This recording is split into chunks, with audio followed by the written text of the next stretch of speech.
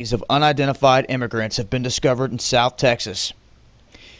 Now, they're stating that these mass graves basically have the bodies dumped in them, and that they're looking in to see who, if anyone, is been committing any kind of fraudulent activity here.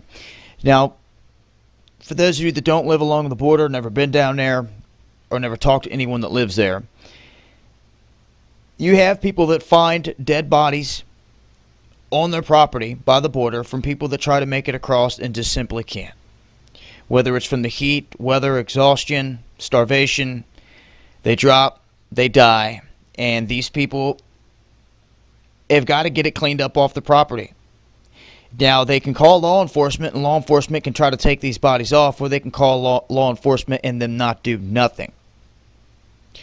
And in that case, these men can either let the bodies rot there on their property, or they can respectfully dig a ditch and bury the bodies and push on. Now, with these mass graves that are taking place here, it seems to be a very fraudulent issue, because it looks like some of these mass graves that are being unearthed have little tiny headstones that give away where they're coming from. And what this means is all the bodies, say, that were collected around the region, they were supposed to have been taken care of by this local funeral home. As you can see right here, Angel Howard Williams.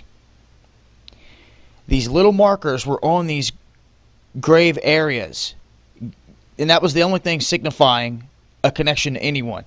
So they're stating they were paying these guys, good money to handle these bodies, to bury them the proper way. And I'm telling you now, it looks like what's happened is this funeral home, and we've seen this before, is taking all this money, instead of incinerating the bodies, burying the bodies properly, they are dumping them in mass graves and just kind of sticking a little thing on it, hoping no one notices.